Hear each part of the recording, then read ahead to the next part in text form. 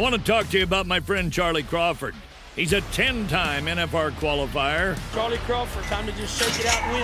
Got it on him fast. Set there up. We are. Here's a day nice money run. lead. You betcha 3-8. That's an absolute perfect run.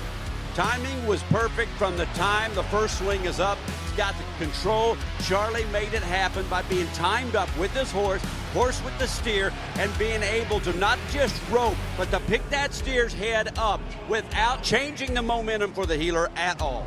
We know his beautiful wife, Jackie, all three of their beautiful children, the founder of the Liberty and Loyalty Foundation, which this year will exceed $1 million raised for military and first responders. I've said it 1,000 times. Charlie, it's time to rope, nod and ride, whip and spur. I want to welcome you to the Charlie Crawford Podcast. Let's ride. Exactly. If I don't know. All right. So today we want to do In the Trenches. So In the Trenches, this is basically some of my 4 greatest outlaws right here in my military hero celebration. We have Brian Bolick, who is wanted on the FBI watch list. Yes, sir. We have Kip Huhman, who's going to be celebrating November 10th, along with Blake Mallory. Blake Mallory. Exactly. Yeah. So you two Marines right here, we got a lot to look forward to November 10th. Semper Fi. Semper Fi, bro. Semper Fi. Kip, get a little closer. Try not to breathe my nose in. Yeah. Can you not hear me? Can you We've hear me? got some stuff going on. So this is our American Hero celebration. We've had a great week so far. Tuesday, everyone came in. We had all of our guys coming in from, I think, 9 different states to the clinic. We had almost 100 applicants for a Horns and Heroes clinic. It was amazing. The clinic went great. We had 4 buck-offs. 4 people got bucked off. 1 still in the emergency room. He's going to be fine, I believe, but He's critical. He's critical. Yeah, he's in a tough spot. So, yeah, those things happen. And just to warn everybody, Team Open is not the safest event, so you want to make sure you get them cinches tight. You got to come on out next year. Stay at the buggy. Rule number 1: Balance helps. tighten your cinch and Balance. warm up your damn horse. Balance helps. Man, I don't Thumb a gun up. Who'd have thought? Horsemanship is a thing.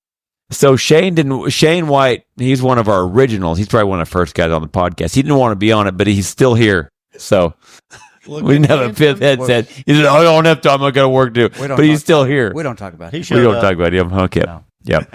Kip's one of our main guys, but I can't find him. Can you Shane, go find some yellow pages. Can we get him set up here where we can see him? Shane, On you a got my phone box? booth. He's not tall enough to ride. Where's your the step train. tool? The one you got in your trailer. I need to. Yeah. So what a great week. Wednesday, the clinic went really good. Thursday, man, we had a lot of guys win the, Bradley, he won the heading. Man, had a lot of guys that turned their first steers for the clinic. We also got guys who bucked off. But man, what a great clinic. Man, you can't say enough about the guys that truly do come from all across the country to try to get better at this clinic. And the appreciation of this clinic is unbelievable. You're not wrong. Shane, so Brian, you've come from North Carolina, correct? Yes, sir. Yeah. You've been to this clinic before. Yep. 2021, first time. So what's it like when you come to this clinic? First off, what's it like right off the bat? Overwhelming for me. I didn't know nothing. I knew how to sit in a saddle, but I didn't know nothing about roping. But since 2021, your progression Oh my goodness. Yeah, exactly. has been amazing. Yeah. Welded it on. It's been amazing. It's From been 2021, I remember. Yes, sir. I remember being at that clinic and watching you. You were those guys today. Exactly. Probably not. I was close to someone. You were I didn't close. fall off. You were close. You did not. No. You did not. A But couple times it was a little bit hairy, Yes. but you didn't. but but your I was going progression, left. Brian, your progression since then, and I will say this about every clinic that I've been to of Charlie's, whether I was there helping or healing. Charlie always let me come over to his place and heal for the headers. I got the rope for free and I loved it. Yeah. But watching, just as somebody that was there watching and been to so many clinics and the levels of ropers that have been there, you have the most inexperienced person that could barely even ride a horse yet swing a rope. Mm-hmm. But yet day 2, day 3 or whatever, It's amazing what that It can is. do. Yeah, and the guy that got the top hand, Chris, from Kansas. Yeah. Yeah, how cool is that? Yeah, I mean, he Coming with the best attitude. I'm telling you, just welded man. some bones and barely turned steers. Yeah. And then told me the reason he was here because of mine and Charlie's podcast. Yeah. Now, where was Chris from? Kansas. Kansas. That was pretty But cool. he had his buddy that came with him lives in Pinehurst, North Carolina, which is about 3 hours from me. Mm. And he said, when I met him the other night, he said, I just want to let you know you're the reason I'm here. And I'm sitting there thinking, I don't know who you are. This might go one Drink of two ways, you know. Drink that. Drink it. Jesus. Just so everyone knows, this podcast brought to you by Anheuser-Busch. And They're one of our big sponsors for the military event. Yes. And, you know, you're looking there going, why are you talking to me? And he said he was here because Yeah, tell them that story because that was pretty interesting Yeah, on what he talked about. he heard that I couldn't rope a lick, and I put in for it and came down here and started winning saddles. Started winning buckles and and all saddles, kinds yeah. of stuff. And that's a true story. It is a true story. He couldn't rope a lick. No, he even fell off his horse. Well, I'm talking about you. Oh, no, I couldn't rope a lick. Yeah. Why you got to He, figure out the he whole did, stuff? he did get bucked off. And still, He did. still can't rope a lick, but every The once in a while I very get first lucky. one. But it made it all worthwhile for me when he said that was the reason he was here because That's what's cool about these podcasts is when you guys are able to tell the stories about where you came from and the fact that, like, you know, what this event has done. And I'm not trying to boast about the event, but it's really interesting to hear some of the stories. You know, I don't try to boast about any of this stuff, but it is amazing when you guys have all got together and when there's some camaraderie. And then when you guys start kind of figuring out where the start is, where the position is, where you can finally figure out where the loop goes around the horns and then know where to go once you turn the steer. And then once you're able to do it again and again and again, and you're able to start getting consistent with it, and then all of a sudden, boom, you're entering your first jackpot. Then all of a sudden you're winning your first buckle. And Brian, just like you talked, then you're winning your saddles. It's amazing because what that does is it encourages so many other people because they see outcome. Mm-hmm. Yeah, to me, if I could say.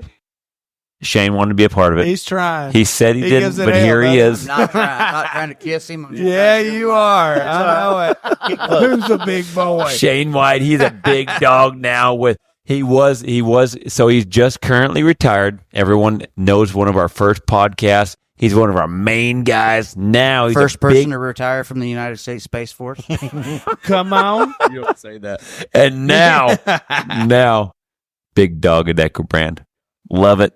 So to me, it's just a Moving blessing on to see up. how much the event touches those that are so intimidated to come and intimidated to get into the event and team roping and horsemanship that are kind of scared that, you know, they want to do it, they enjoy it, they want to do it, but then they see stories like Brian or they see stories, and for those guys to step out and actually come, like that's what's so cool. Those guys, we had guys this week from Virginia, I believe, that came all the way from Virginia that they're not even in it yet. You know what I mean? I mean, those guys are just, they're just so interested and they're so wanting to get into it that they said, you know what, I'll take a week off and I'll come and see. And then they're just like, Jason. Yeah, that guy, he didn't get picked, but he's been here all week working. I mean, working his little Yes, he had. off. it's just amazing to see how much we continue to reach new people instead of just getting the same old people here every year. And we love to have everybody here every year, but it's such a blessing to see how much we continue to reach everybody and new people and we encourage everybody to come on and come.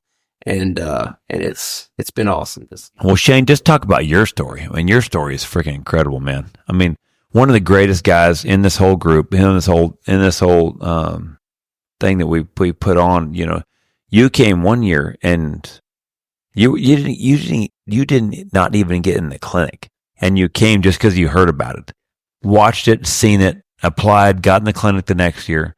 Then all of a sudden, you just decide, rogue, I'm going to put on a clinic for Charlie because it's like, man, this guy's going to do this for us. What can I do for this guy? And it was pretty cool. And I don't mean to say that arrogantly, but it was really cool in the fact you put on a clinic for me. Then you got in the clinic the next year. Then you started a whole deal for me that's been going on in the military industry. What is that program called? The program is called Skill Bridge. So, I mean, it's a transitional program for guys to get a get a chance to have time, to figure things out between their transition between military service and the civilian sector. So, the problem, is, one day in the military, you're getting paid and the next day you're not, so the skill bridge programs allows you to continue to get paid, but have a chance to figure out your next move in the civilian life. And so after that, how did it end up?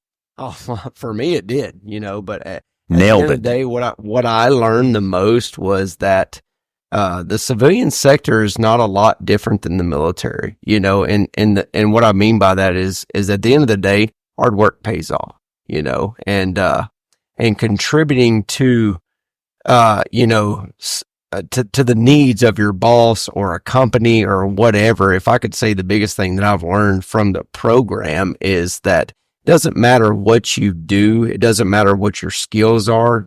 Obviously your skills play a big part in you being able to fill roles. But, the biggest thing I learned is people need you to be able to come through for them. It doesn't matter if you're cleaning horse stalls. It doesn't matter if you're weed eating fence lines. It doesn't matter if you're, managing multi-million-dollar projects, like relocations of businesses and companies.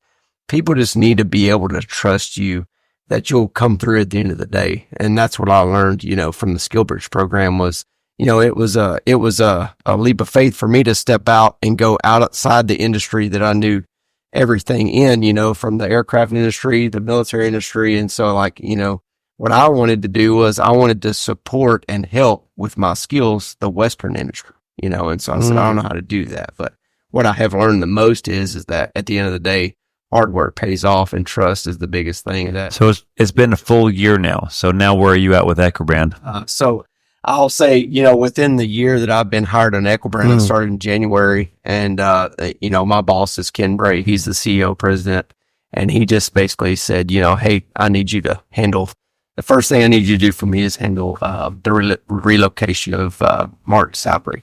So I was able to come in and do that for him. And it was intimidating for me to come in and, on such a powerhouse company like Equibrand, that owns Classic, owns Martin Salary, owns Classic Equine, Cashel, all those major brands that are heavy hitters in the Western industry. It was intimidating, but to be able to go back and apply those principles, of hard work pays off and do what you say you're going to do, and figure it out at the end of the day, basically allowed me to do the job. So what's life like coming now from the military side of things now in the Western industry? For me, it's like living a dream, it's an enjoyment to get to do what I do every day. And to me, I will tell you, it's been a very easy transition, the communication piece of it of saying, hey, I'm going to do this. What do you need from me? And I'll do this for you. How great is what Ken and B do with Classic? What's that? How great is what Ken and B do from Classic? Oh, the integrity those people have, and to be able to come from what you're comfortable with in that industry. Most definitely. Yeah. I would say, for me, transition from the military to their company and the Western industry, I would say it's been the easiest. Yeah. And Ken can cook a pretty good steak. Man, how about how good they can cook? Be break and do some cooking. You bet. So we come over there every weekend after church, and she cooks, and I'm telling you, it is like home. She can do some cooking. Then Ken came up and cooked for us the other day. Yeah.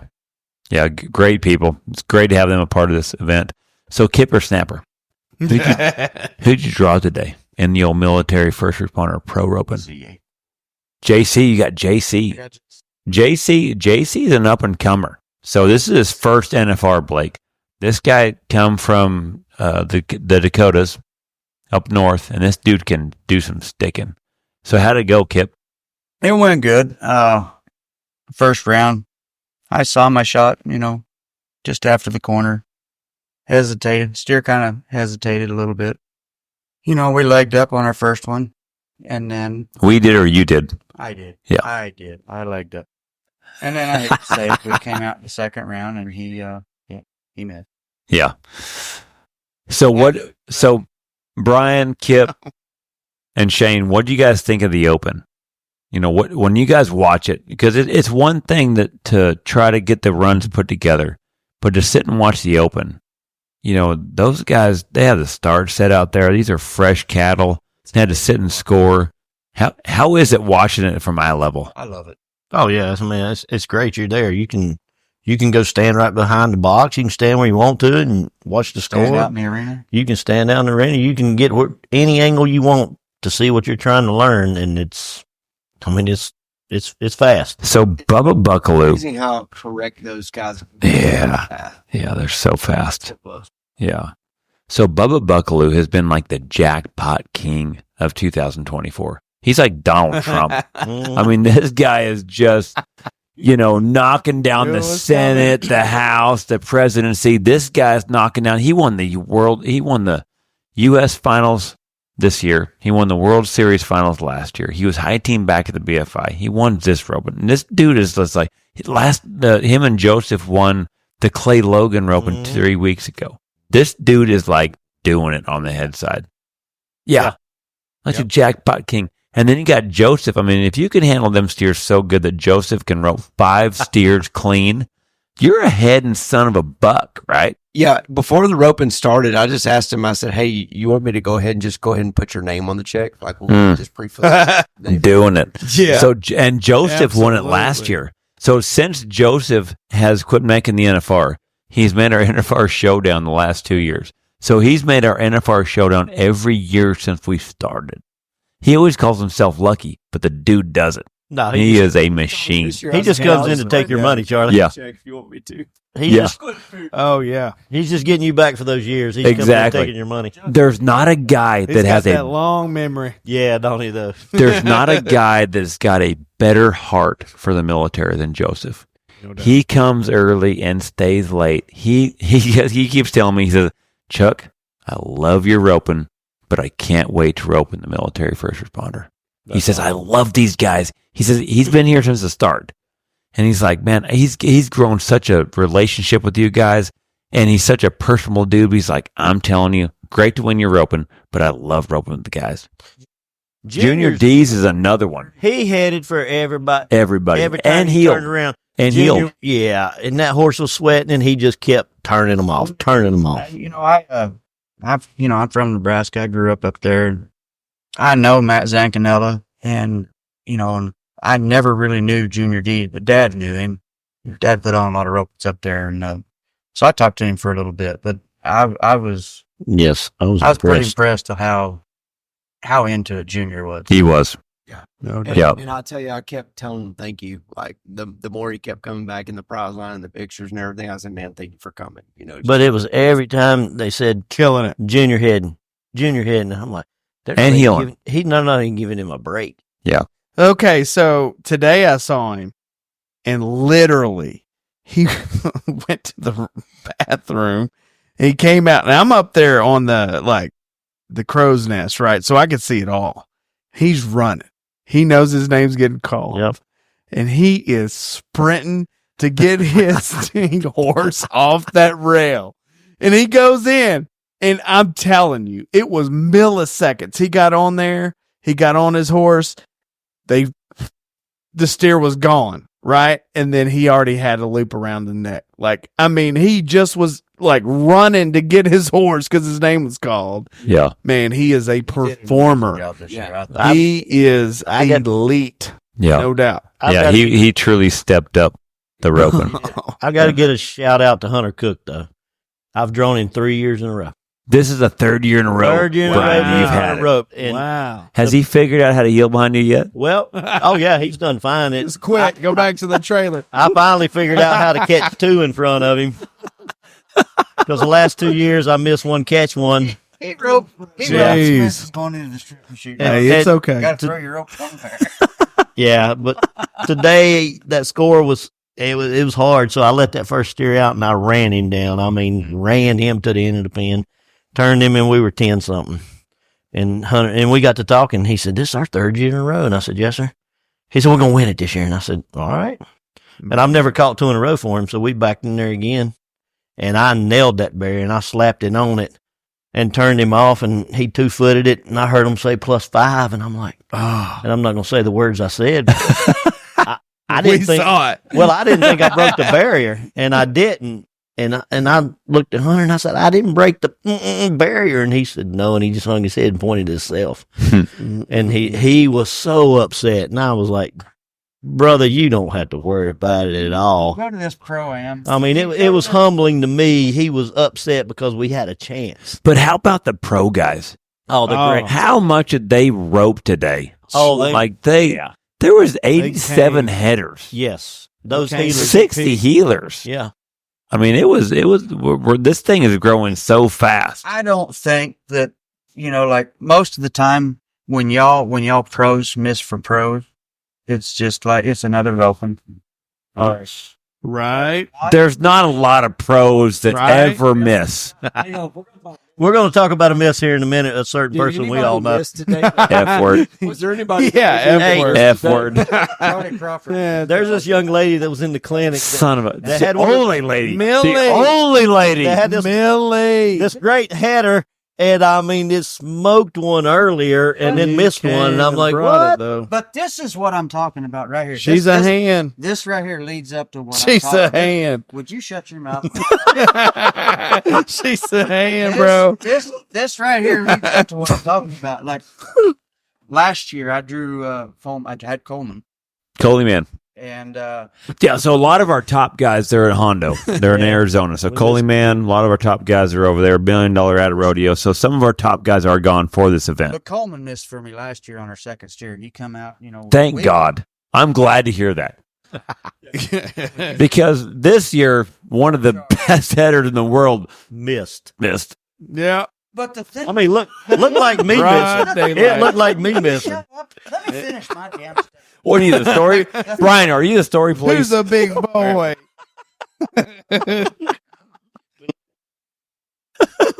He's so pissed. He is so pissed. Nerve wracking. All right, Kip, But- go ahead. The thing that blows my mind is, these guys, it's just like, it's just like going to a number 8, number 9, number 10. It's just like it. Yeah. What's this with Coleman Charlie. Proctor? Oh, and man. just like a number 8. Oh, shit, sorry. You drew me. Don't know what to tell you. But the thing that I like the most about going to this Pro-Am and these guys that come to this Pro-Am, I've been to a couple other Pro-Ams, and it just seemed like they just, I don't really give a shit. Well, it's kind of like the 8th grade dance. You have your pros over there, you have your Up against amateurs the over wall. here, Yeah. and it's like a separation. What This I like about way Harley different. is Way different. pro misses for you. This roping, I've seen it the most. Mm-hmm. I've felt it the most. They feel like, man, Shit. I let you down.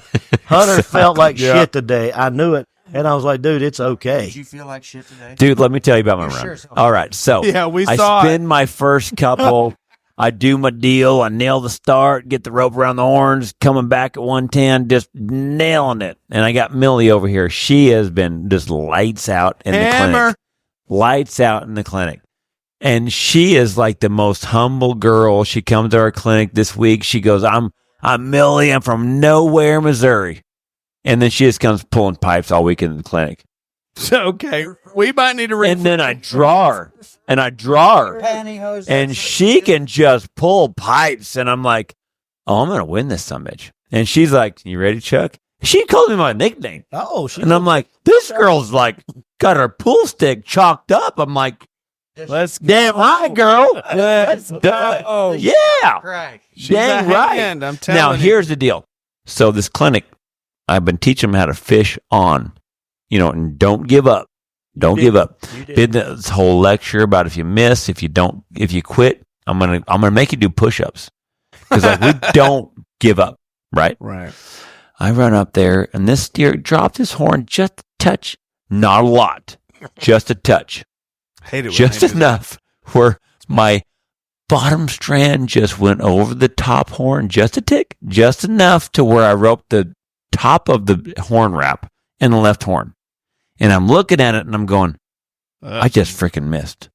I missed for Millie, but I'm not giving up. I can make this fish work. I can make it work. And I'm pushing this rope and I'm trying to get it on. And I'm like, I got it. I pushed it forward and I'm trying to get the bottoms trying to push over the left nose. And when I did, it fell off the left horn and it fell on the ground. And I looked at it and went, shit! Wow. I missed. I just missed. Hear the roar. And the crowd They let you in know this it. thing just went, oh my God. The only girl entered in the military first And you responder failed pro her, Chuck. You I- failed her. Pretty And bad. I'm thinking, I'm going to show these guys, okay, I didn't show you how to fish it on. I'm going to show you now. I'm thinking, this is a teachable moment For you. until my rope hit the dirt. And I'm like, this is devastating. Gypsy stayed. It changed. He did. Immediately. It changed. The whole crowd, the announcers, everybody on X Factor, there was no getting out of that one. Alan There was was none. letting you have Yeah, Farron did acknowledge your. it. Or the crowd. Did. Yep. Or you guys. I never said it. Farron did not let you have it. Devastation. And Yeah. I saw it. I just It didn't was say awesome. anything. Yeah. I was trying to come up with a comeback. Tuck your tail between your legs. Here it is. But she tried to make a comeback, though, in the ranch rodeo. No, man, she did. She's It was a awesome. hand. Yeah. Yeah, let's talk Tell about the us. ranch rodeo. And Well, hang on. near No, death we ain't experience. done So, yet. Kip, who did you draw? Who did you draw in the military first responder open? Who? Jesse? JC. JC. Yaquil. JC Yake. And that dude is getting to his first NFR. He is doing work. He's got a new sorrel horse, man. He looked really good. Except for your second Real one. good guy. Why'd you have to enjoy say it. that? sitting there talking. he's at the clinic right now, Kip. Tighten up. Yeah, he missed. He did. He really did. He missed it. It made me feel a lot better. When I started seeing the other guys miss, I'm like, yes. That's Not that I was rooting against him, but it's nice to see it. He's a cool dude, isn't he? Yeah. Man, talk about a humble kid on his way to his first NFR. Really cool. He was sitting there. He sat there and he told me, he said, "You know, I've been watching all you guys, all your amateuring." He said, "I've been sitting here watching y'all going. I've been guessing in my mind what you are, whether you're firefighter, first responder, whatever, right. whatever branch of the military you want." Space And I Force. gotta love this kid or this guy. I don't mean to call him. You kid. okay? I'm old. You need a minute? You shut your mouth. Dang. You ain't old yet. Bite your tongue. I bite your tongue. But he looked at me and he said, "Well, okay, what do you guess me at?" And I looked at him, Marine. Yeah, rah. Hey, Ray. Ray. It's our birthday. We There can you go. scream. Getting Get close. crayons all Getting we want. real There for you close. boys. I'm telling you. November 10th. Come on. Shut up, Space Force Commander. Dude, tonight is the first time I've ever seen a Space Force flag in my life. Me too. I didn't. I was waiting for someone to raise their hand and say, I'm him. Shane, pull up. I am him. Well, I got to ask, is Shane, Space pull Force up your really shit. a branch? Dude, Yeah. I'm telling you. Space Force Tramp stamp. On the Oh, back. my Lord. We should sell that on Yeah, that is the foodfinder.com. first flag we're representing. I can't believe it. I've never seen it. I wanted to ask the audience tonight, if you know or you are a member of our the- United States Space Force, please take your stand. And then nobody. I've Everybody never- sat down. Nobody has ever heard of anybody that served in the Space Force besides Sean White. Well, I don't think anybody's retired yet because it hadn't Yeah. been around long enough. Yeah. So Shano, you're up and back. Head and healer. Who'd you draw? On the. Put the headset on. You got this. Oh, you bet. Oh, you bet. Do they get VA benefits? That's all. So today I was heading and healing. He was a little fresh this morning. You did pretty good. Been great Tell me all week. about it. Yeah, it did really good today. Who did I hit for today? Help me out. Not me. Do you want me to pull up the list? Yes, I do. Oh, God. I'm trying to remember who I hit it for. Did you remember what they looked like? We'll do charades. Yes, let's do that. Did they have a buckle? Yeah, they did. Okay. Process of elimination. You bet. All right. So, JR, was it him? We'll go. No, Was it Jimmy Blake? no, it wasn't. Oh, dang. He's not a All right. pro. I know. But he played like one today. Yeah. So whoever I did head for today, it went great. So I was one out of the money today. So we turned all 3 steers. Yep, we turned all 3 steers today, and we was one out of the money. So I had 3 clean runs, broke a barrier though, and then after that, we healed for I healed for Brenton Hall. That's right. Brenton Hall, and so that was pretty cool today because I got to know Brenton Hall for a little bit, and we talked about the Stephenville area and how I moved there, and he likes the Huckabee area, so that was pretty cool. So how do you like the Stephenville area? Oh, I love it. Tell us about it. No, I love it. I mean, it's just for me, it was from retirement. That's where I wanted to go and where I wanted to be. So everybody's there. Yeah. And all that led to me being the newest Yeah. resident Yeah, Erath both County. Yeah. Both of them, brother. Yeah. Hey, how about Brian? Brian going from wanting to buy 300 acres out in the middle of nowhere wanting to when go to he West retired. Texas.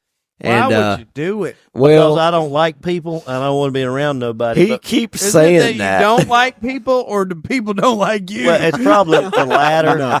no. It's okay. But Erin, the first time she went to Charlie's house and Yeah. was hanging out in Stephenville and hanging out with Wyatt and Peyton and Bray, and Man, she's like, it's "We're going to pretty out Stephenville." there. Going over there, the ranch, And I'm ranching like, in Brandon. and United somebody- your Brandon cattle, just cutting nuts out of Stephenville's, them. I mean, it's one of those places that you go there, you get surprised. Well, it's pretty. And then she said, "What do you want to do the rest of your life after you retire?" And I said, Grow my hairline "Well, back. I guess I'm going to rope." And she said, "Well, we're going to Stephenville, not West Texas." And I said, "All right, Stephenville it is." So here we are. Yeah, for me, Stephenville, when I moved to Stephenville, it wasn't really the location and the cowboy capital of the world, signs everywhere. It was That's just the bullshit. people there. Right. It was the people Bullshit. there. It was. Yeah. It was the people Kind. there.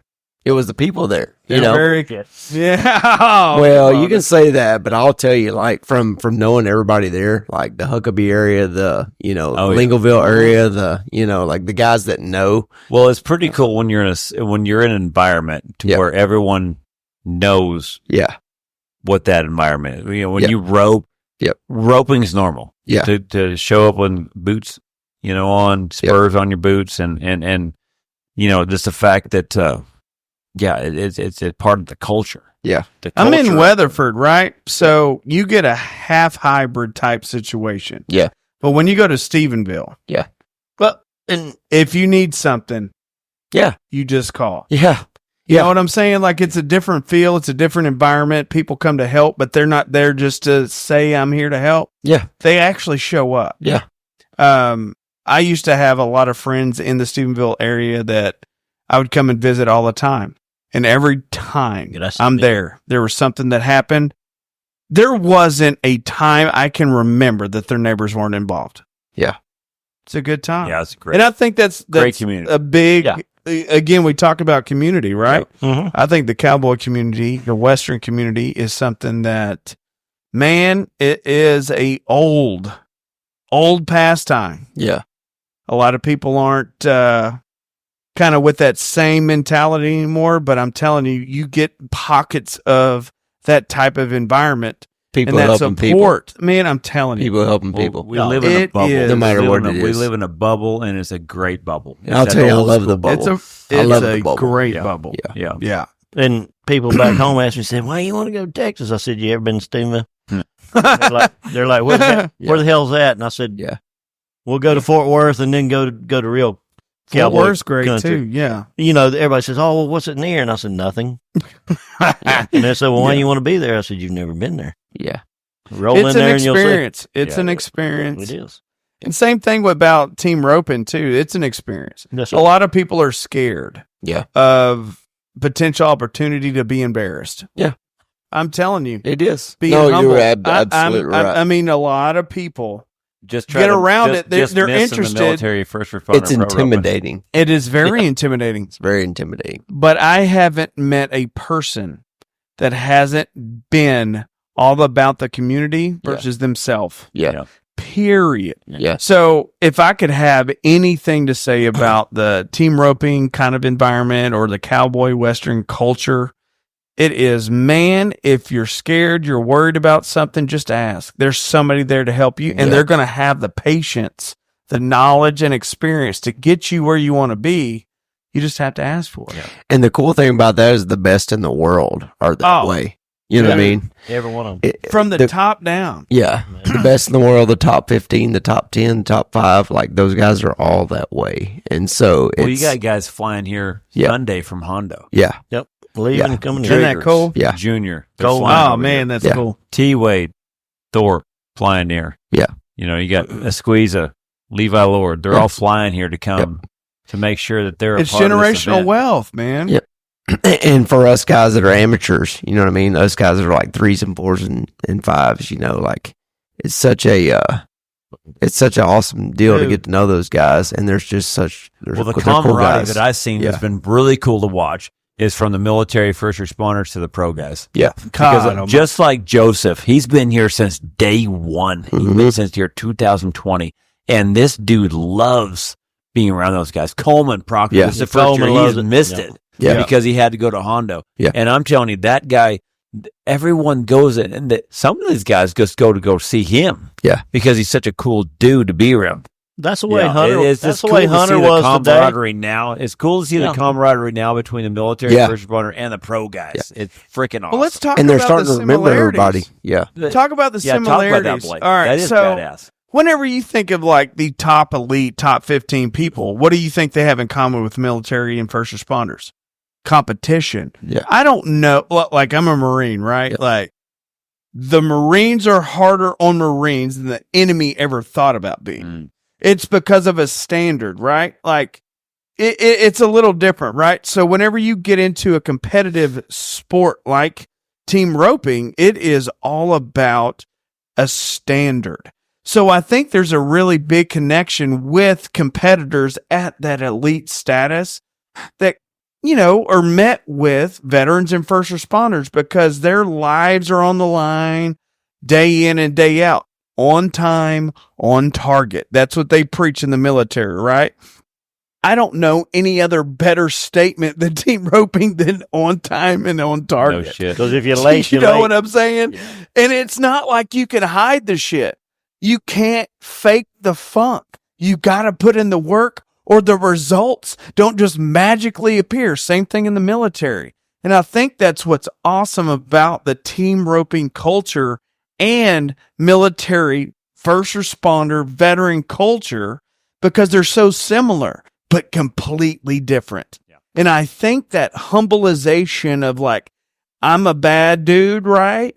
Like I'm very confident in my skin, but I'm in a world I know nothing about. That's what I think so awesome about this event specifically, because think about the mental health side of it.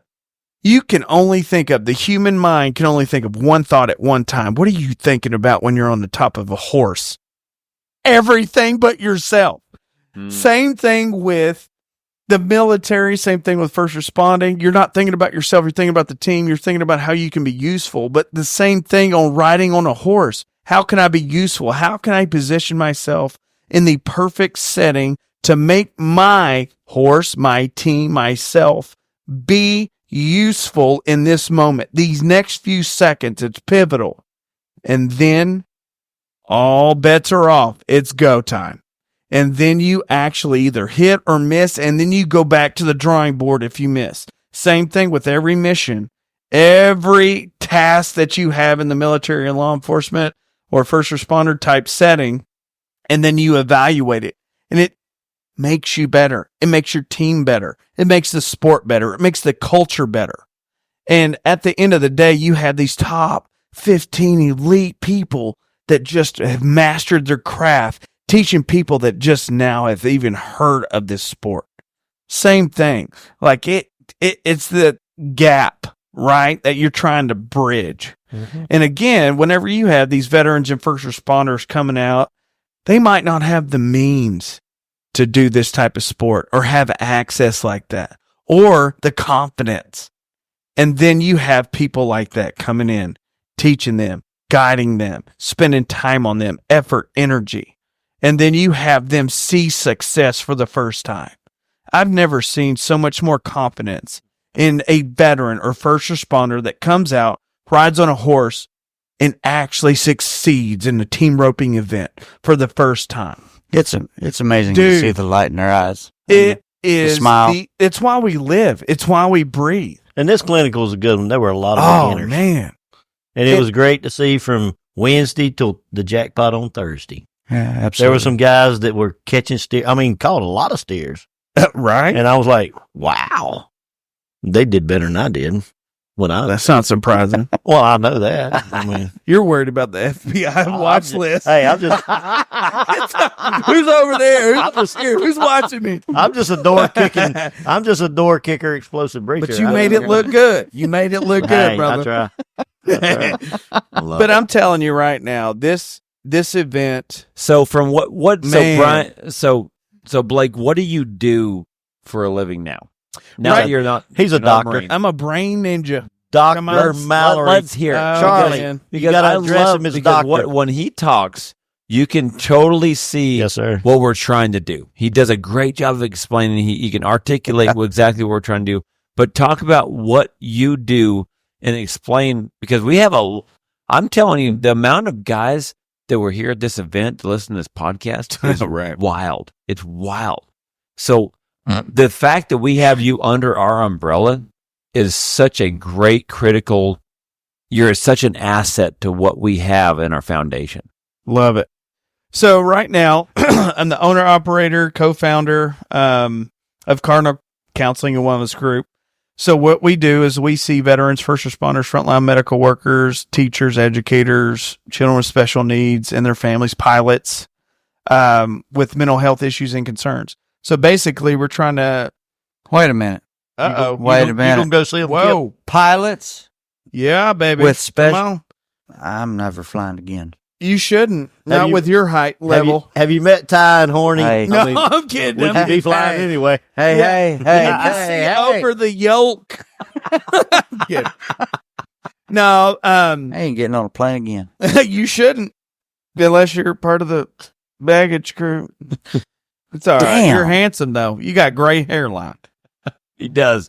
He does, I doesn't love he? you, Blake. Yes, sir. I love you. So, mental health has been something that I feel like, has been at the forefront of development with veterans and first responders for a long time. Thank you to the Vietnam veteran era that really kind of initiated that. There hasn't been research. Why do on, you think that era initiated that? Man, I'm telling you right now, they did not have a country to come back home to that was safe. No, Well, that's they the didn't. difference between World War II. World War II, they accepted it when they came back. correct. Open They were arms, heroes. parades. Correct. Parades, the greatest generation. And Ever. again, it's the backing of the United States that did it. And the We ain't got no Vietnam, backing depending now. on era wise, like depends on who you ask, on who you got a different response from. But they really initiated the whole initiative towards support system, like the VFWs, all of those types of things, because they knew the support system was needed, even if the government wasn't going to give it to them. So I think that's really started the research and development when it came to how do we help these veterans and first responders like transition back home? What does that even look like? Right? So right now, what we really focus on with Cardinal and things like that is to learn how to struggle well. By default, we learn how to live well. Straight up.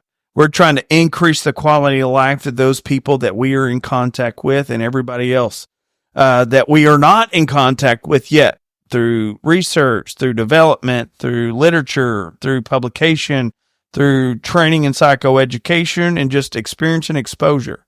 We want to make sure that we're accessible, because at the end of the day, these men and women have sacrificed, signed that same blank check up until the ending of their own life for their country, for a cause far greater than themselves. And I attach myself to those people that are far greater, far more diverse and are good at everything that I'm not. And I really think that it is a very big push in the world of diversity, because not every veteran or first responder is into healing the same way.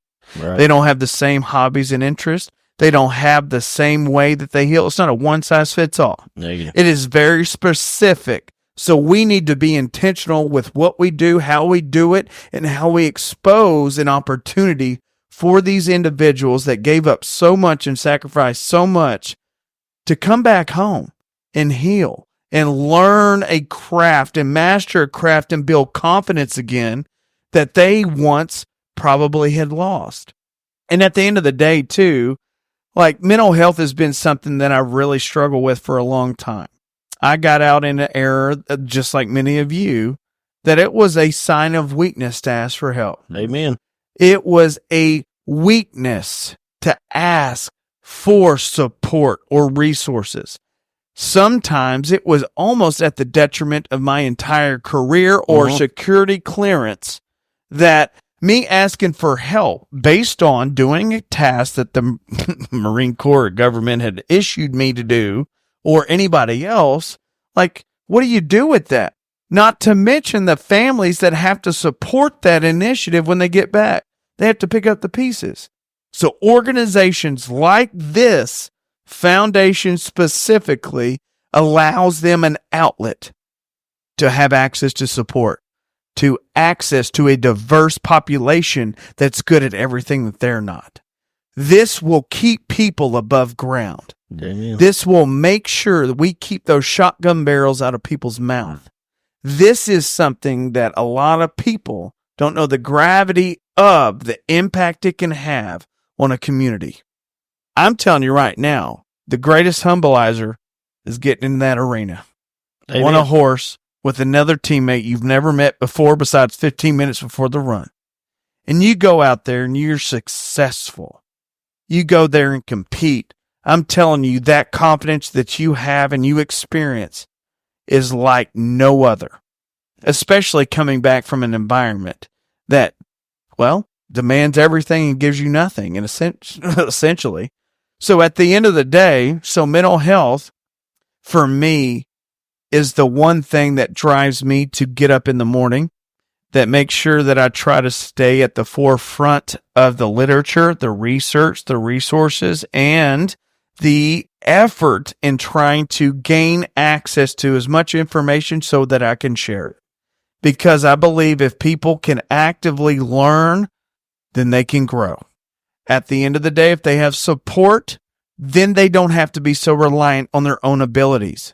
They have got to understand that at the end of the day, we all have got to learn to struggle well in order to live well. And I think having a diverse population to fall back onto, also having a diverse, like, interest base, activity base, because not everybody, when you come back from war, you want to deal with firearms, right? What about fishing? What about hunting? What about riding on horseback? What about team roping? What about anything else? I'm a dang clown. and a good one. I'm Second a clown. annual. Second annual. Yeah. I'm telling you right now, I'm not thinking of anything else on how I can better serve Then clown my on audience Sunday. than clowning. On Okay? Sunday. On Sunday. Come on. And I'm going to touch on that for a minute because I went in the Army in 1990. I started policing in 1996. I'm sorry you had to deal with that. Yes. But bless your heart. We now have a mental health guy at our police department, and our chief, he's a good friend of mine. We came up through the ranks together, and would I ever go ask for help? They ain't no chance in hell. But these young ones, they need it. I'm not saying I'm better than them. I'm just going to handle it, but I'm setting my I'm ways. so glad you said that, because it starts from the leadership down. Yep. To Amen, get brother. the buy-in, you've got to create the culture. You've You're got the to. last standing generation of the good old boys. Because if I'd have asked for help, they'd have run my ass out your the door. career would have been over. Now, do I treat my guys that way? FBI watch list. Absolutely not. My guy. If we got hurt and wanted a supervisor's report, they just say, "Are you really hurt? Are you really hurt?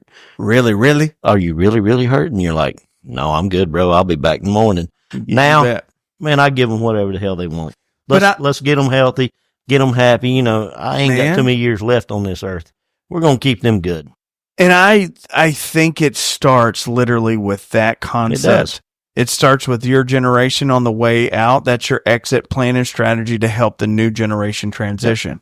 And I think it starts with individuals that want to step up and create opportunities for people to meet people that can help support them, give them resources. And again, like back in the day, right? Mental health. Nobody, I'm a therapist, right? Nobody wants to sit on a damn couch and talk about their damn worst day with somebody they've never met in their damn life. I'm telling you right now, it just doesn't happen that way. You're going to ask me how it was to walk down range on a bomb in a bomb suit? Have you ever done it? Have you ever kicked a door with the guys shooting around through you? You bet. And you're going to tell me how to deal with it. Sorry, bro, I'm out. Peace out. My first experience with that, I'm thinking this is a great platform to talk about it. Yes, sir. Do it. I'm telling you right now, my first experience, I was a Fallujah Marine, right? Yep. As of yesterday, 20 years. 20 years. Okay. I wanted to be an asset instead of an ass. So I started taking care of my Marines in a environment in which I felt like wasn't suitable. So there was a guy that started taking my Marines to go do some bullshit ass stuff. Like go get my coffee, go get my laundry, And he outranked me. Hell no. But sometimes you got to. Well, right. I've been there, seen that, done that too. Well, I didn't have a great career move back then. Okay. So what I did was I took my blouse off. He said, "Oh, I'll flip you for it." He flipped his collar up. And I knew better. I'll flip you. Right. And I took my blouse off. Not today. Mm-hmm. So I knew I made a mistake. I knew I was actively acting out to protect my Marines because of what had happened, getting blown up, getting shot at. Survivor's guilt kind of stuff. And then they went ahead and said, "Hey, we need to go down and talk to HQ and talk about kind of what's going on and blah, blah, blah, blah." And this was the first time my chain of command was like, "You good? I don't sound like you're pretty good. So let's go get you some help." I said, "Okay, what does that look like? I'm here to do whatever I need to do to help out, to be an asset instead of an ass." So I went down to main site. I was stationed in Camp Pendleton, California. And I went down to this office, and there was a 23-year-old man that was a brand new therapist trying to do the Lord's work. Okay? He had the training, the education. We were about the same age. I already had a chip on my shoulder. I was like, what the hell is this guy going to tell me? And knowing what I know now, I know this was a bad gig. I know I responded poorly. But he kept saying, "Oh, I understand," after everything I said. I stood up in the counseling suite. I said, "What do you understand? What boot do you put your dog tags in?" He couldn't tell me. It's your left boot if you didn't know, for all of our audience. He clearly didn't know. I said, "You probably shouldn't be around this population, especially as your primary focus." The next 8 years, I didn't seek out mental health treatment. I nearly became a statistic. It was a dark 8 years. I pushed away everybody I ever loved. So anybody listening to this, it's okay not to be okay. There's resources out there. That's right. There's people out there. I didn't know this one thing, that I could have been with somebody else. I needed to find a better fit. If it's not a good fit, ask for Bounce. Correct. Bounce. You have options. There's a lot of people there trying to help with experience. Cardinal Counseling and Wellness Group, Rose on Hills. Come on. I've been there. It's tough. Done that the whole deal. It's tough. So, Blake, with guys that's struggling with this, how do they get a hold of you? You got to first and foremost recognize an issue. You got to be okay with it. You got to be okay with not being okay. It's okay. Some of the things that you've been tasked to do are not normal. Kip's never been okay. Well, he's not tall enough to be okay. Not tall enough to be okay. No. There's a height limit to be okay. Okay. Whatever. So, whatever he said. I don't give a shit anymore. Oh, man. We love you. Hey, we don't give a shit. Love you, Kip. You know how many goddamn short jokes I've heard this fucking week? This week? You mean never, your whole life? But you've never heard one from It's me. like hanging out with my brother's kids. Sons of bitches. So, just like me, I'm a mental health therapist, licensed professional counselor. There's so many people out there. Websites. Okay. What are some outlets that they were for trying me, to get a hold of me? you? Because you're going to relate to a lot of people. Correct. What you just said right there is going to hit a lot of people. You bet. Hey, They're going to want to talk to somebody they can feel familiar with. You bet. And I try to associate myself with people that are good at everything that I'm not. But again, with this, Why are you in the room with us, Sid? Because I'm good at everything you're not. I want to say. I I'm want to kidding. say this to everything that Blake has just said. We were. When did you join Join the Marine Corps? the year of our Lord 2003. So I joined in 02. I'm sorry to So hear I that. was in from 02 to 2002 to 2011. My man. So I've seen a lot of the same shit that he's seen. Just not at the same height. I was on Lower. a tank, so I was hired you. You crunchy, It's all right. hey, crunchy over here. all of us could dream. But no, I mean, Yeah. it's hard to ask for help. Mm-hmm. I mean, I struggled for a lot of years with the shit that I'd done, shit that I'd seen, some of the people I was with. Leadership is not always the greatest leadership. Negative. You just got to ask for help. Amen, brother. You gotta recognize that you need it, and it's not a shame. And a lot of times it's the ones badge of around honor. you that want to help. It's and not you, a shame. And you that- won't let them. Yeah. Yeah, it was one of the hardest things for me was to I think somebody's actually realize to myself that I needed it. Yeah. And it's usually because you messed up. It's probably because you're in the damn doghouse. Well, Kip, I'm not going to say he could fit in the doghouse, but 'cause Wow. I've never made a small joke about him, and I'm not going to do it today. You're such a I had a hard time for several years after I got out, yeah. and it took some. What about things And that, it was a- what about things that you were told to do and then you find out later? Don't dude. go into that. Yeah, that's Because not, that's the, Charlie, seems like that that's the was- hardest thing in the that world was, because you're following that order and then you find out later and you're like, what? So I had a. Because that's got to be some guilt. Kip. What I you You know what had- I'm saying? Like that shit you can't freaking control. I had an engagement in Afghanistan. And is that what you're? I'm just saying like Go, that's Kip, got to go. be everybody. Yeah. That's got to be And everybody. I had an engagement in If Afghanistan. you're talking about what Blake has to deal with, that's freaking hard as shit. So I had an engagement in Afghanistan. It's hard for me. Tell me about it. We're here, bro. It's hard to talk about. We'll talk about it. Open your mouth. I'm here for you. I had an engagement in Afghanistan that. So you know what the Wolfhound system is? Mm-hmm. Mm-hmm. We had that whole Wolfhound system set up, and I was a Abrams tank commander, and we were Overwatch for a grunt patrol that was out on patrol, and we started taking indirect fire, and I pretty much had an idea of where their spotter was, and I called it in, and they cleared me hot to fire. So I fired 3 main gun rounds into this compound, and I pretty well I leveled that sumbitch. It's all right, bro. And for the BDA, they went out and they did a BDA on it, and I never heard anything about it. What was the outcome? What was there? Who was there? Whether anybody was actually there?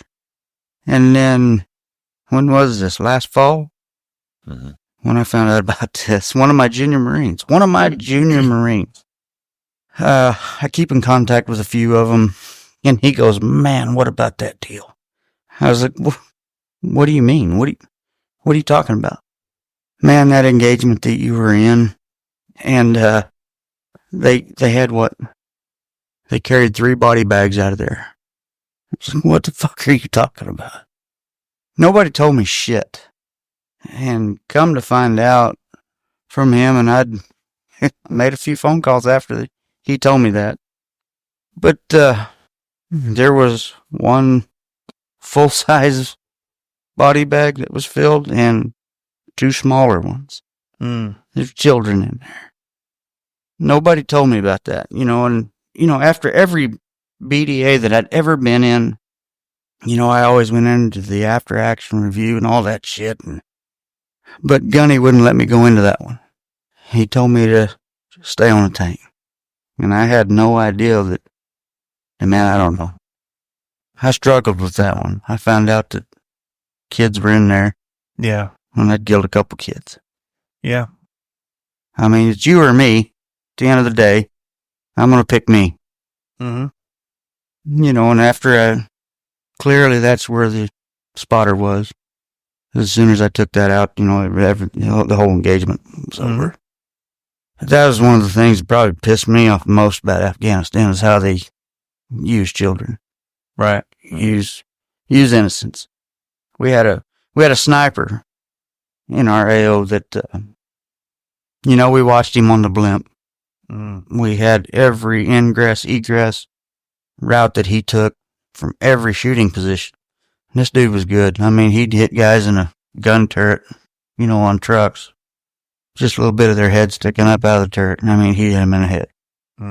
Every time. We finally took him out, but took a long time for us to get the authority to take him out because he always had a kid that would carry his rifle in, carry his rifle out. He never did actually catch him on the gun. But war is hell, man. it is hell. You know, the shitty thing is I'd go back and do it again. You bet. But it just, that whole thing with, it changes you. I had a hard time with that one. You did have a hard time? My leadership didn't tell me. Yeah. My leadership didn't tell me that That's tough. It's easier I'd for killed them not to take. I'd killed a couple kids. I still struggle with it now. I mean, clearly, it hit me. I don't know. It changes you forever. War is something that is, yeah, right?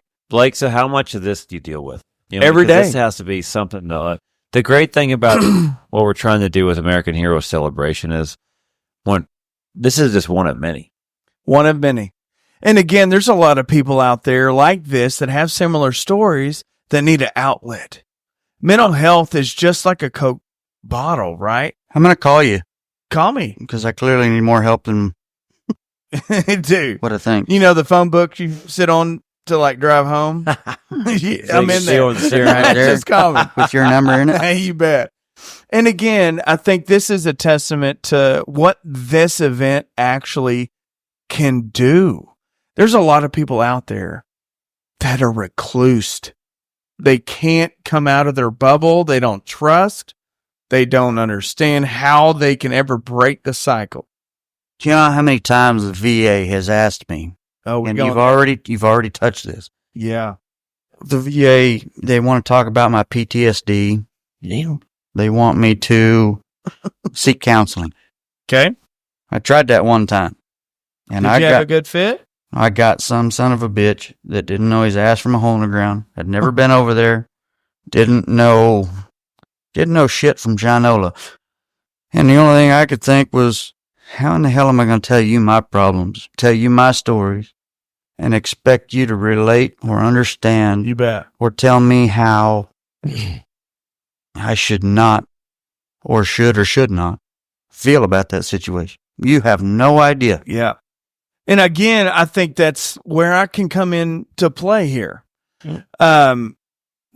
We don't just treat, we also refer. We make sure that we get our veterans and first responders to somebody that is culturally competent. I think that's so important to understand that they don't have to have just the right experience or the same experience, but they have to have some knowledge and some experience to break that cycle. Like one of my best experiences ever with a therapist, because obviously, like, who do we talk to, right? Like, therapists need to, okay. Like 10 Kip. Right. Therapist needs therapy. So it would be a family member of a veteran because there's certain levels of competitiveness, like as a Marine, right? Like, you don't know nothing. You hadn't been there, right? Like, we have that chip on our shoulder. But again, that's just a coping strategy to help preserve our mental health and safety and security. We don't trust real well.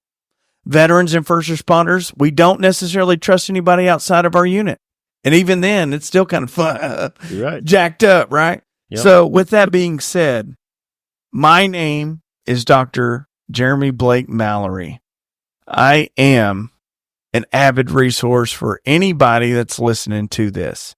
Reach out to me at Blake at cardinalcwg.com. Even if you need treatment or don't know where to go or don't know what to expect, or you just need to, I don't know, break the ice about mental health, I'm here to help in any way I can. I'll vouch for him. He's an okay guy. Yeah, he's all right. He's all right. know, handsome, bald, beard. Decent announcer for the ranch. Yeah, I Does a try. good job. I shake my hand at it. But again, And our rodeo clown for Come for on, Fort Worth on Sunday Sunday. NFR Showdown. try You to guys, help. come on. so again, if you're listening to this and you think that you have issues or concerns that you just don't think that you have somebody out there that can help, let me help you. Let me help connect you with somebody that has some cultural competence or experience or the training or credentials that you need in order to learn to struggle well, in order to live well. Again, it's okay not to be okay. It's okay to have issues and concerns. We're human. Let's put on our pant leg one at a time. Let's get to work. And if you have any questions about mental health, here's what mental health is. It is to help you develop your tool belt. It is to develop skills, techniques, and strategies to help you deal with what you need to deal with in order to be the most useful, impactful individual you can possibly be. I tell you what, Blake, the one thing I've realized about you is because you're a fascinating character. I thought he was going to Because- call me fat. Well, I did think he was going to call me fat. Well, I'm a little I thought you were going to sensitive. suck it in. you have lost But some weight. You're looking Here's good. what I've noticed. You know, they say you can't focus on two things at once. And the one thing I will say about you, when you're around, it's hard to be depressed because you're such a healthy character. Mhm. Everything is upbeat and fun. And when you come in, you create an environment that you almost can't think about negativity. I try not- Sometimes really I is. tell you. Sometimes I tell you what. Well, obviously being short. For me, yeah. I mean, for being me, short. I'm short, but for me, sometimes I'm not clearly in a positive headspace. So sometimes when you're around, it's like, Jesus, shut the hell up. That bad. I will second Man, that. I will second that. Yep. It's not anything bad about you. But when I see him, I laugh. I see him coming down the street or getting out of his truck. I laugh because he keeps that presence. He about does. him. He does. And there is something about that. Blake has a that you positive almost attitude. change And then you try to your put him on a mental horse. state. It's even better. Blake has, Except Man. for Big Red. Big Red. I mean, Hey. even Big Red, he's scared of Big Red. I Think remember. we're on a dicey relationship hey, right thank, now. thank Yeah. the world for I Big mean, Red. the because brokest Big horse Red in the has world. babysat his ass.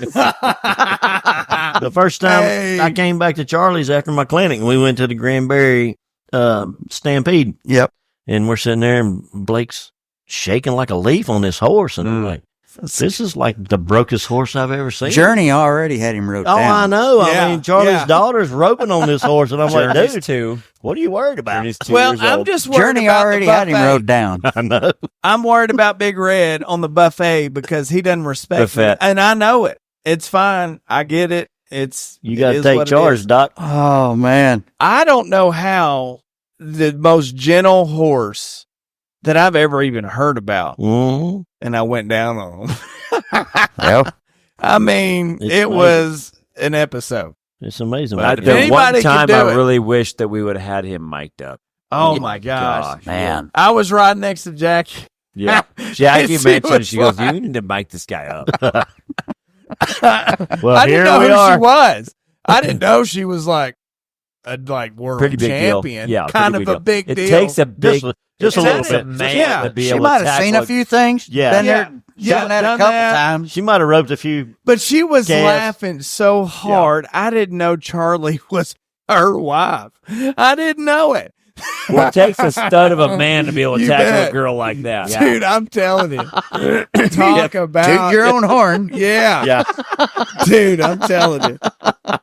But she made that a incredible experience. But yeah, Red has been a absolute pleasure to He's a ride. trophy, Thank isn't you. he? Dude, He is a trophy. He is Ain't the no doubt most about it. That's gentle an amazing horse. horse. Dude, yeah, you can do anything on him besides ride him if you're me.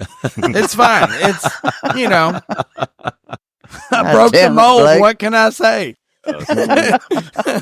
But Yeah, if anybody's ever watching this, listening to this, like, man, we're God, I just hope some ain't guys. Nobody's watching. Yeah, right. Oh, if That'd they're be watching, kinda we're in tricky. trouble, boys. We're screwed. FBI's really FBI. out. Yeah. I mean, Yeah, watch this. they're coming. I'm telling you. Do I need to clear that threshold? I mean, what's on. that? What are those 2 green lights? Yeah, out there? well, we got nods in the bushes over there. Look, But no, y'all have horses. Y'all can't afford night vision. Oh no, no, I'm bro. kidding. Hey, I'm gonna tell you, I retire in like I don't know 6 minutes. 60 days. But yeah, Really, that quick? How do you feel about that? retiring from the police department.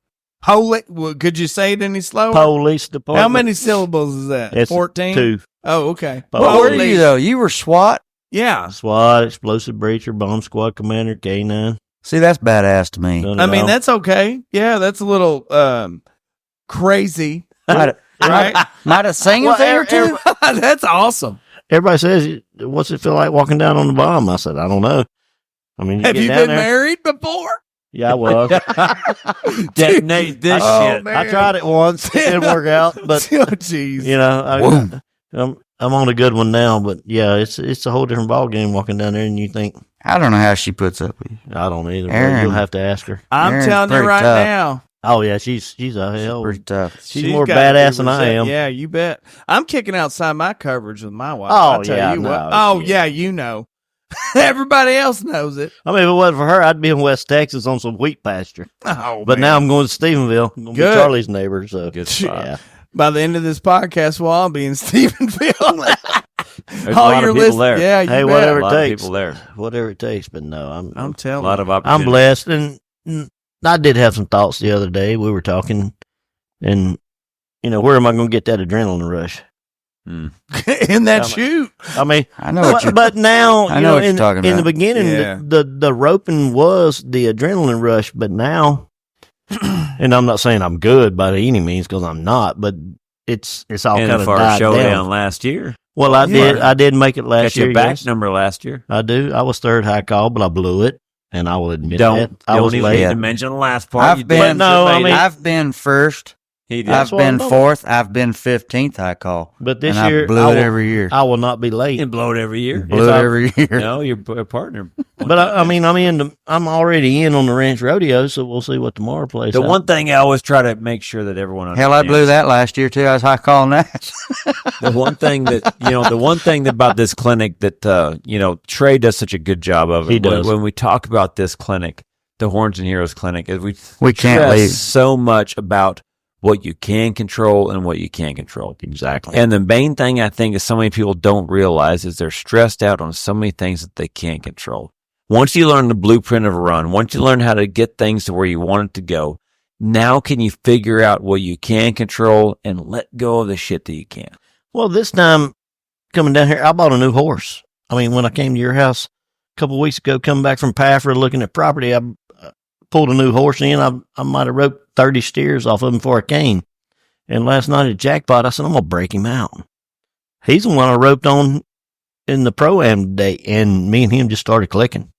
And we'll see what happens tomorrow in our roping, but That's another thing. This clinic is phenomenal. it is. I love watching Charlie do what Charlie does with people that That have never, like me. can't rope. Yeah, exactly. I'm telling Can't- you. I mean, actually can't rope. I could not rope. But Trey, The other side What of he it. does for out of the arena is The phenomenal. baptisms. yes. How Yeah, about that- that? How I mean, cool that is was- that? I mean, Three guys got baptized. Not fourth- only the baptisms, but I mean even. but I'm the- just saying the fourth Healing- year the down healing here, clinic and now we're portion of getting it, I people mean. baptized. Mhm. That's a whole nother level. The amount of people that gave their life to Christ through this clinic is phenomenal. Yeah. Now the people are getting baptized. It's I ain't gonna lie. I've been to this clinic 5, 6 years. a long time. Every year, when he does that prayer, Mhm. I've raised my hand, Hmm. and I said that I was going to give my life to Christ. And every year, I've felt like shit because I hadn't done it. Well, there's levels Well, of let me that. finish. Hold on. Let me finish. Oh, okay. I felt like shit because every year, shit, I said yes last year. Shit, I said yes last 2 years. Mhm. I've said yes last 3 years. Yeah, This well, year, I've realized that I've got some shit that I need to change in my life. Amen. So And when he was talking about flying with the Eagles and being with the Lions, and this year it sunk. It hit me a little bit more. And I actually went to him and Jared Raines, and I was like, man, I know I've said yes, and I've raised my hand every year saying that this is the year I'm in it. But I don't know what the hell to do. I don't know how to do it. I don't know what the next step is. And this year, ain't gonna lie, this is a year I'm actually gonna try. And I want to talk to you Well, I think later about this. so. it's just going to be a good person is the way I look at it, Kip. You're a damn good person. But I don't know what to do. Well, there's a Bible app, and if you get on the apps, and there's a Holy Bible, and I read the verses every day, and then after that, there's a guided scripture, and it actually talks about what the Bible actually explained in that verse, and there's a guided prayer, and those are good ways to just at least understand what those verses are like. But the main thing, in my opinion, is that when you're able to every success manual is biblical. You could be an atheist and you could still quote scriptures out of the Bible and not realize you're doing it. There's such a layout in the Holy Bible, but it's so hard to sometimes understand what they're saying. This is a great way to do it. But so many things that I feel like a lot of our countrymen, our police officers and first responders, there's so many answers in that book. If you can learn how to decode it, it's not the... He talks about everybody, but us being warriors. Yep. Well, that's a given. Well, I want to think of myself as a warrior. You are. Small one. Small one. Sure. Midget fucking warrior. You said it. Well, Those will be in the most of us, that's all we've ever known in some way, shape, or form. But I've always wanted to think of myself as a warrior. But you are. But no doubt. I don't know if I've ever thought of myself as one of God's warriors. I think probably more than you think or give yourself credit for, because the way that you respond and react and the impact that you have on everybody you come into contact with. Most included. people think I'm an angry, short son of a bitch. No, you're just short, not angry. You really? Me and you. No, really? I get it. Yeah. So again, we're okay, bro. I think it's all about the way that you lead your life and the way that you impact others' lives. Well, I've after listening to his sermon yesterday about flying with the Eagles, and that's the one we heard in North Carolina too, and it's a good one. Man, I wish I had that on. Is that on video? Yep. Is it? Yep. I want to watch that again. Yep. That sermon that he gave yesterday afternoon. That's awesome. I loved it. Yep. Yeah. Amen. And that, when, he talked day before yesterday about the lion. That didn't hit me as much as the one he gave yesterday. And it was just like, man, I need to make some shit and changes in my life. And that's... How can we help you do that? Shit, I don't know. No, that's a real question. No, I don't know. Because at the end of the day, when you look at... Kip gave you a real answer. So I don't know. I'm looking around at the room, I don't know. at Kip. No, because I think it's up to us. And I'll tell you all this right now, and to help find here I go down a rabbit hole again because Charlie sucked me into a podcast at his house. But I grew up. I had great parents. I'm not gonna lie about it. I went to church every Sunday morning, every Sunday night, every Wednesday, and then am I the best Christian there is? Absolutely not. Do I know right from wrong? Absolutely. Where's the balance? Where do you find out? There's days I think I'm probably not a good person. But I think that every day. I really think that every day. I've done a lot of bad shit in my life, and I've done a lot of shit that I'm not proud of, but I sleep good at night, and some of it you think it was for the greater good. But do you pay for it at the end of the day? I don't know. But I think that overall, I've served since I was 18 years old in some kind of uniform, and I'm 52 and I'm getting ready to retire, and I survived it. Yeah. There was a lot of good that happened. In my mind, There might have been a lot of bad, but some of them deserved the bad I gave them. I had 8 years in the Marine Corps. And in my mind, in that, I survived it. Amen. I wish I would have stayed in for the full 20, and everybody's like, no, hell. Everybody. You don't know. Hindsight. You don't know if you'd be dead by now or Mhm. if you would have survived it or what. But at the end of the day, I don't know. I looked at it. Well, my last deployment in Afghanistan, everybody was like, how in the hell did you do it? And I was like, well, I woke up every morning and I was like, well, if it's my time, it's my time. Exactly. I'm not religious. I'm not religious at all by any means. I believe in God. Amen. I do. But do I ever read a Bible? No. Have I ever read a Bible? No. I've been to church as a kid. Mm-hmm. I went to church in boot camp. Yep. Mhm. Amen. To get away from your drilling. That was that get Sunday away- off, boys. get away- Yes, you were to going get to away church from on the- Sunday. That was that Yep, Sunday I off. got away from the Amen. drill instructors. And, Amen. but when I was in Afghanistan, I left Camp Leatherneck and we went out to, Kapulet on Route 611 just south of Sangin. And everybody compares Sangin to the modern day Hue City in Afghanistan. And it was hell. But I just, I woke up every day and I was like, well, hell, if it's my time, it's my time. I didn't worry about it. I made it back, no problem. No skin off my back. But, Yeah. I look back at that shit now and I'm like, was I right for thinking that way? You were. You're absolutely right, But in the same sense, in my opinion. Which well, doesn't mean much. no, I know. It's either me or you. And I'm Well, going to choose me every day. Dude, I've stood there beside the police that got shot just like y'all did. I mean, and there was times I could have killed a lot of people, but I didn't because it just didn't pan out, and I wasn't scared. And I'm like, am I just stupid?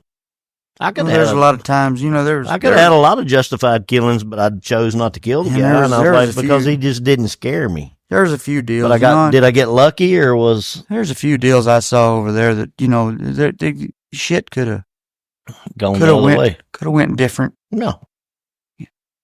There was a couple engagements where I felt like we were in one engagement and I wasn't in it. Shit. We were sitting up here, kind of on a flatland, and the grunts were down in the wash, and it was a deal. Yeah, I remember. And I was sitting there, I was listening to radios, I was doing my battle track, I was listening to them. Our guys were here. Smoke was here. These guys threw smoke, whatever. And I was like, shit. And I'm sitting there going, Gunny, let me pull up here. After one round, I can end this whole deal. Clear. A Marine got shot in the head. They called him KIA. 10 minutes later, they said, oh shit, no, he's still alive. Hard head. So then they called for a medevac. And I was like, God dang, that has nothing to do with my whole. No, it does have something to do with it, right? Yeah. So Blake, so there's guys that deal with a lot of stuff. There's a lot of different things that goes on throughout this whole thing. To me, what I've seen the most is being able to forgive. Being able to forgive 100%. themselves. You're 100%. set on certain things.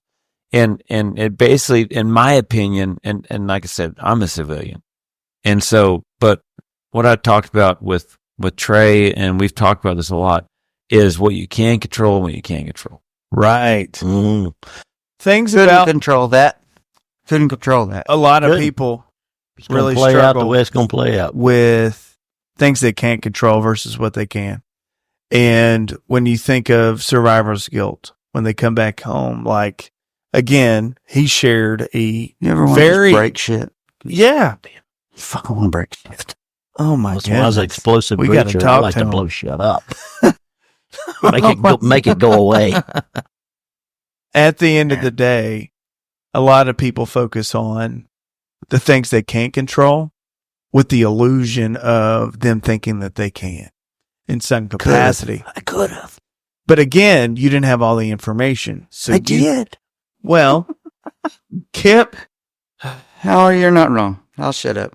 Do your thing. so whenever you have things you can't control, a lot of people try to create a version that they can. And I think a lot of times, like a lot of people struggle with that. So when they come home, it is a narrative. A lot of people don't know that the human mind doesn't know the difference between manufactured reality, the things that you create, versus reality.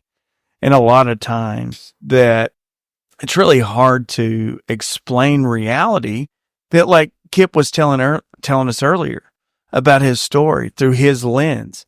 Again, that trauma, that experience is his and his alone through his lens. And he's trying to find traction. He's trying to find purpose within that. And it leads to the things that we can and can't control at the end of the day. So whenever you start to look at those previous engagements, you start to look at mental health and how you make decisions that impact your life and those that are around you, right? It ultimately comes down to, what tools do you have in your tool belt? How can you process that? Your mind doesn't know the difference between manufactured narrative and reality. So like self-talk, negative self-talk. Man, I wish I wouldn't have done that. Or, man, I suck. Braid blah, yourself. blah, blah. Right. You You're stay reinforcing stuck in and that. conditioning Each this conversation. new behavior. Right. So again, you talked about earlier why I walk around and every time, like, my loud mouth when I come on side and on scene. And we do it at the ranch rodeo. Come on. Roll on with it. Yeah. But it's because I know my purpose in this environment. And you If I do a great job brought, with it. well, It's that is so phenomenal. sweet. It is really good. But I want to talk to you offline. all right, hold on.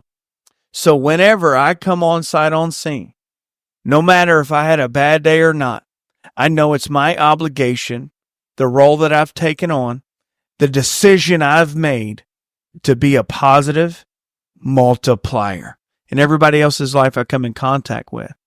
One of the biggest things that I felt like I needed to do because of my background, because I've always been the class clown. I've always had people make fun of me. I've always had people talk smack, right?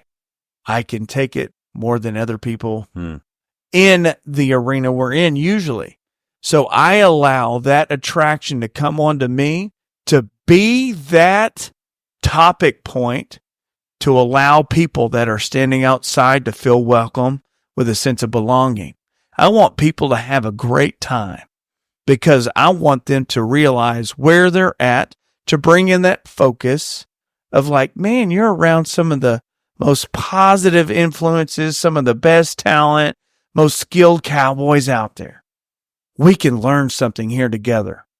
Now, with that being said, whenever I do that, let's just talk about like the Kips of the world, the Charlies of the world. This guy, FBI, watch list I'm guy. on the watch list. I'm a domestic terrorist. They can reach a population I can't reach. Period. We're far greater in numbers and your story matters and your story is going to impact somebody for the better if you create that narrative. Well, that's what so many testimonies are when Dude. people talk about Well, the guy that came to the clinic, and when he told me he was here because of me, Right. it made everything worth it. Then I was like, okay, And I'm that good. is This mental best health story. in a nutshell. Yeah, absolutely. this is So, this is my year. How do a lot of guys, one more time, Blake, how do we find you? For guys listening Again, to the guys that came to this clinic, the roping, they listen to this podcast, you're the guy that's going to help so many people. That's why we have you under our umbrella. You're great. I mean, like I said, when we see you, Right. happiness, you can't be depressed being around you. No, that's But for damn so sure. How do a lot of these guys get hold? So again, I'm here to help in any way I can. My name is again Dr. Jeremy Blake Mallory. I'm with Cardinal Counseling and Wellness Group here in North Richland Hills, Texas. We see telehealth via face-to-face. You call me, I'm going to pick up. So with that being said, my email is blake@cardinalcwg.com. If you need something or have a family member of, or you're in need directly, reach out. if I can help you directly, which I'm pretty sure I can, but again, I want to make sure I get you to the right placement. Is that one of the things we can put on the website? Yeah. Sure. Amen. Absolutely. And I'm here like to be completely transparent. Like there's no reason I should still be alive first and foremost. So I want y'all to use me. And again, I want to make sure y'all get the best care possible. And again, it's not a one size fits all. So I have a diverse team that can really help you with your needs, with your family, with yourself, with your situation. And again, at the end of the day, we're trying to learn to live well by learning to struggle well. We want to equip you with the tools, techniques, and strategies. Mental health isn't some voodoo, some black magic. It's actually a useful tool. And I want you to understand that it's like a Coke bottle. If you shake it up, shake it up, shake it up, well, what happens if you try to open that bottle and you don't have mental health techniques or strategies or support? Well, you're going to make a mess. You're going to lose your resources, things like that. Well, it teaches you to release that pressure. Okay. So with that being said, again, I also do non-traditional type therapies, not just the clinical sense, because I believe in non-traditional therapy can provide that individual that doesn't want to talk about their worst day of their life with somebody they don't know on a couch that they've never been on before. I want them to understand that, hey, we need to have a gateway. We need to be gatekeepers. So we do helicopter hog hunts, aerial gunnery shoots. We do hiking, camping, fishing, different types of things to introduce to the individual in need to meet their needs and to meet them where they're at. Well, Blake, I appreciate what you're doing. Man. Absolutely. Thanks for the opportunity.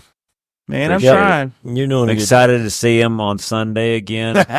All freaking camoed out. He's our clown for the Dressed Park up. Showdown. You know it. Man, you guys, we got a military first responder open in the morning. In the morning. Brian, you got to be freaking sticking some bones. Yep. Gibbs going to be pulling some hawks. Heck yeah. And what a good week. Man, thank What you a guys for great being part of this. opportunity. Like, these are the guys. So it's for everyone listening. These are the guys that are part of this whole association, this whole foundation. And it's great to have these guys on my team. And, man, love them like brothers. And no matter if the FBI is crawling down our neck, and if we can't find Kip because he can't see over a pillow, you know. Wow. I love you, Charlie. Amen. brother. Sometimes I struggle with it, but I do love you. I do love you. Blake, you're doing God's work, brother. Appreciate it. Shane appreciate that. Shane already went to bed. I don't even want Shane, I don't know where the hell he went. He's a puss. Like, he's Yeah, gone. he's a puss. I would steal his American hat, but it's not Go going do it. It's It not wouldn't going fit. to fit my It wouldn't head fit. because it will fit his You wife's can't. head. She told me today you they can't wear wear the a same shirt hat. because he was weaned on a pickle. He wears an Exactly. extra soft freaking. And his wife told me today, Larissa, bless her heart, she said, me and Shane wear the same cowboy hat. And I said, well, I can't It's steal like a his 12 extra small. Yeah, it's like, I mean- can't steal his hat then. I might be short and fat, but I don't But wear you- a 12 extra small. You got a man's head. I do. Shane does not. Amen. He's an adult. Appreciate Who's it, a guys. big boy? Kind of a pinhead. I'm a big boy. My man. Love you, boys. All right. Bring it Blake, in. Thank you guys. Appreciate the time. Charlie, thank you. Thank y'all. you, Charlie. Thank you for everything you do.